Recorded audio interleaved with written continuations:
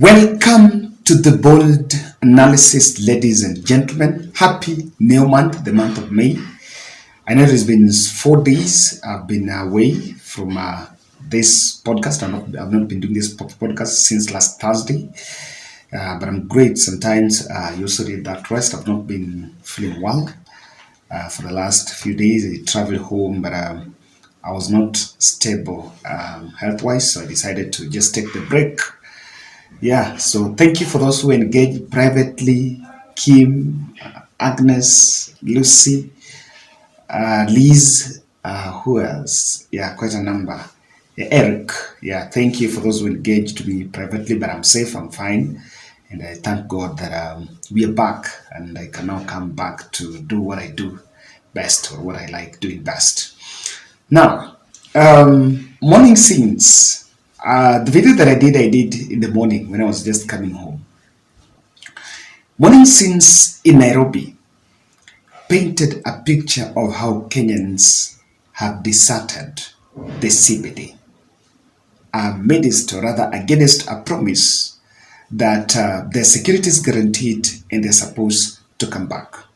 2nd May is the start of the second phase of mass action after the bipartisan talks were collapsed, were actually derailed. Let me not say collapsed. I think after the bipartisan talks were actually stopped by William Samoei Ruto. If indeed there was something to be done in that bipartisan talks, I think I remember nodding in disapproval that it was not heading anywhere, and Raila, it was just a ploy to make sure that that mass action is stopped by then. And it shows how William Ruto is a man of quick fixes. Some quick updates of what has happened so far, the Monday, on this one on Tuesday morning. Unlike other mass action that we had in April, in May, we're seeing bonfires lit both in Kisumu, main roads heading to Busia, and the other one I think also the Kakamega Road. Bonfires also lit in Imara Daima, Nairobi. So there was a bit of snarl up along Ngong Road and along Mombasa Road, and along Ngong Road. There is a controversy around how a passenger bus was actually burnt to ashes, and I think that's what you're seeing on your screen. This passenger bus was actually burnt along Ngong Road.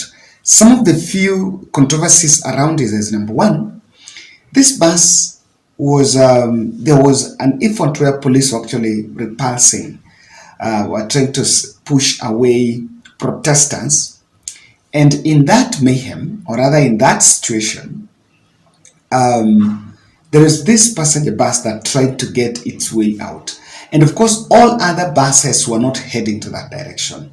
So it will be seen as a trap because we actually took it there. And despite the fact that there was really some rowdy space, number two, it cannot clearly be said on who burnt it between a protester or someone who is a goon.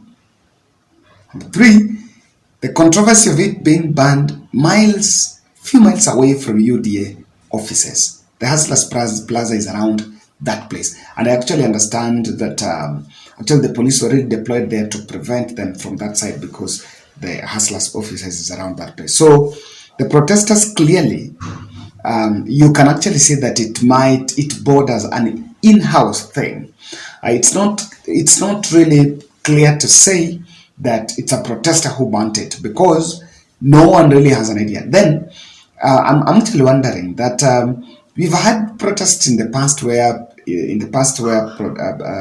maybe protesters were repulsed along Ngong Road. So what has made it difficult for this one, for them to make their way? It's something that really we are trying to follow up, and of course it's quite unfortunate that is happening too. It's quite unfortunate. But then, did someone want to take a stock of destruction so that you can construct a narrative against or rather demeaning that mass action? Did someone want to take that stock? That will really come out in my next analysis. This is the danger we are dancing with.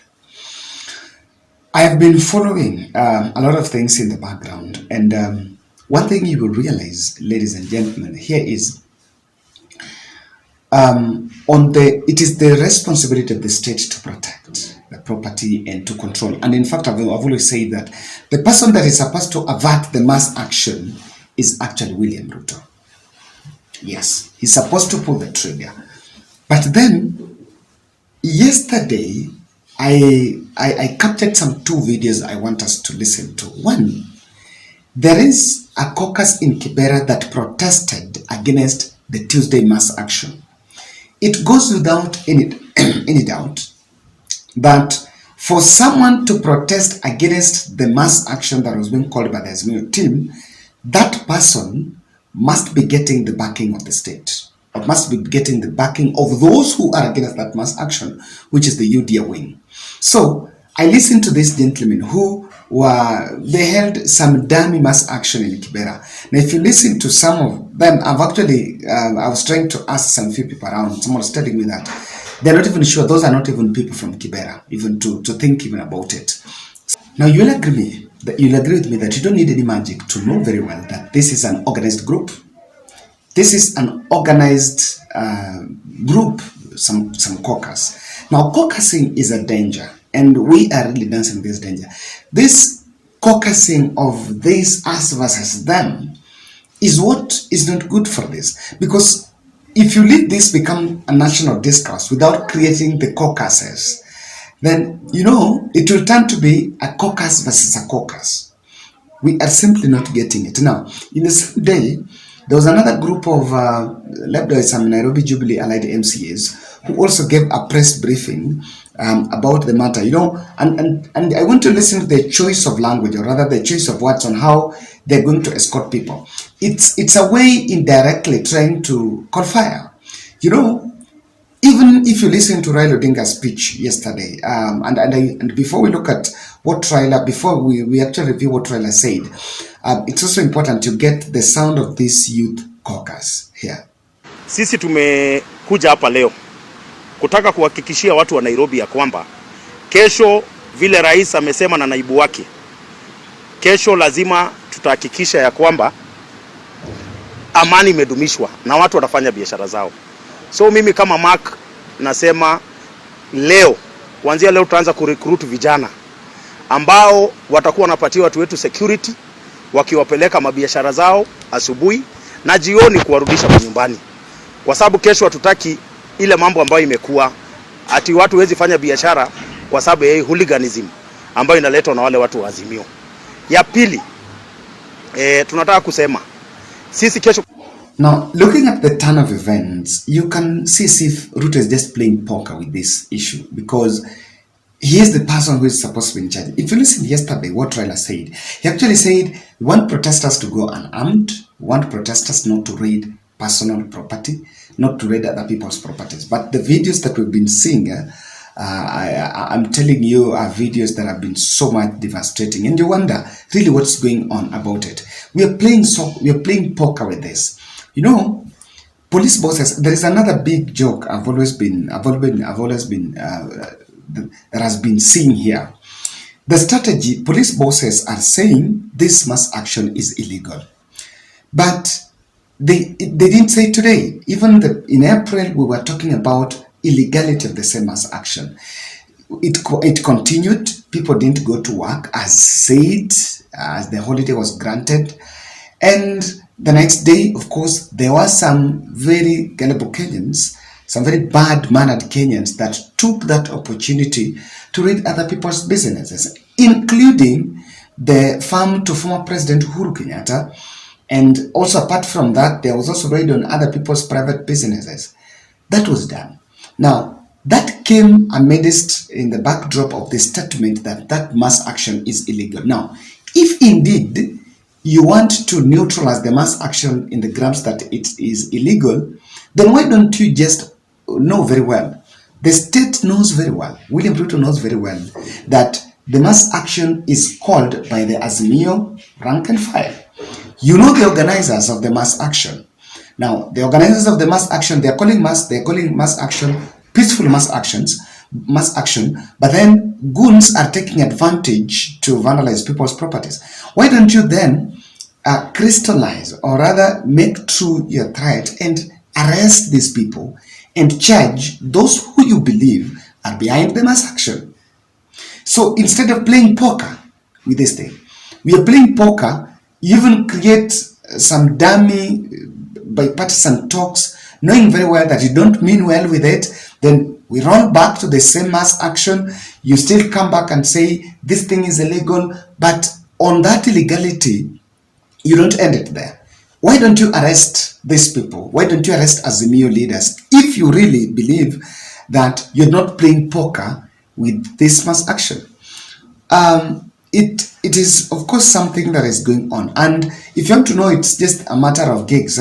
Today, Rigathi Gachagua again woke up in the morning, the deputy president, and they started the early morning gigs, the morning bravado of arriving in the morning to fix the nation at 5 a.m. and sharing the video.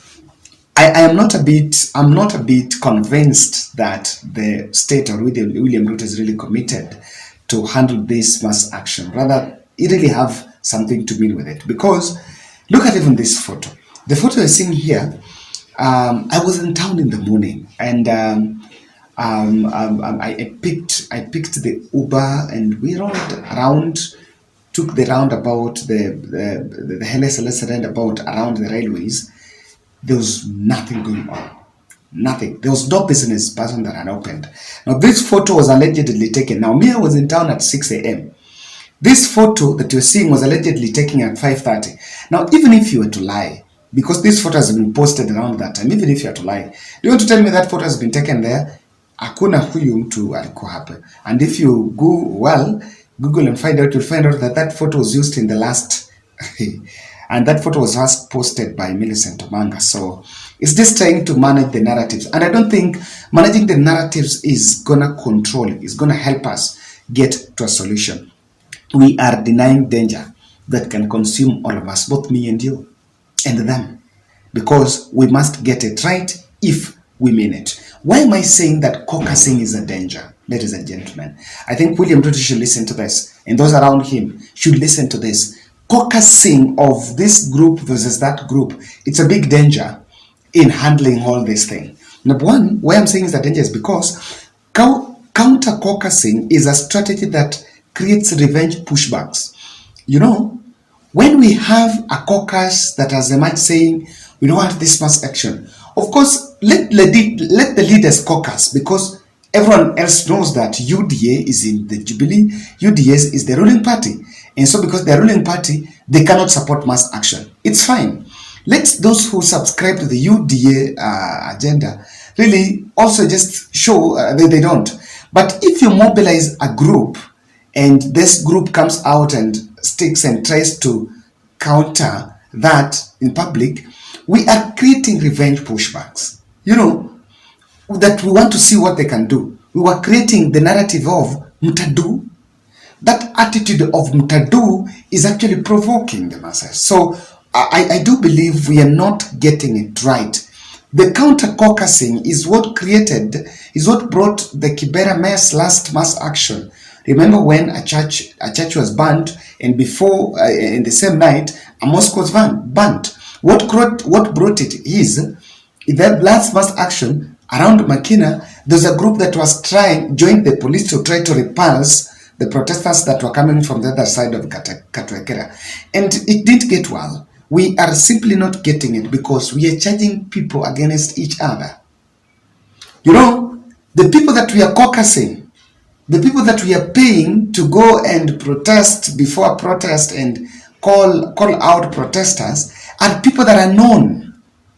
They're not people that are not in the society.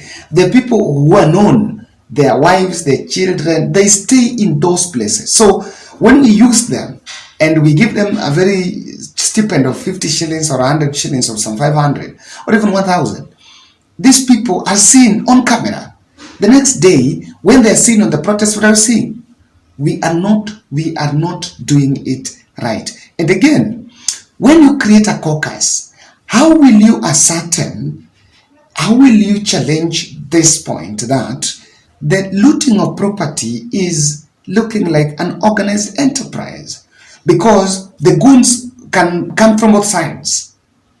How are you going to control if you yourself you have organized people against that mass action and you've charged them against it? How will you not convince us that looting is an organized enterprise? It looks like that. That's what we are really trading with. And someone just want to take a stock of so and so organized. Mike Sonko once said that they used to take old cars and burn along Ngong Road so that they can blame it on ODM. So we need to look at it now. This is what the politicians must say. People are angry, both Azimio and Kenya Kwanza. The population is very angry. The reason why population is very angry is because that hustler agenda failed. It was a hogwash. It was never delivered, and there are no signs of it being delivered. And so, because the population is already angry, if we are doing caucusing, the middleman or the middle class is going to suffer. The cars that are being banned are for the middlemen and the billionaires. So you at the top there, the people at the middle and at the top are going to suffer, because in the middle here, tunagonganisha watu, because the threat here is about caucusing. Ladies and gentlemen, thank you very much for watching me. I know we are back in full force, still struggling, and I know there's a big distortion in terms of the voice, but we believe that we'll just gain full strength or health, and we'll do it. Sometimes, on humanity grounds, health comes first, and that's why we decided, look here, let's take the break. And after 4 days, we're back strong, and we'll make sure to produce 6 videos or 7 in a day. Thank you.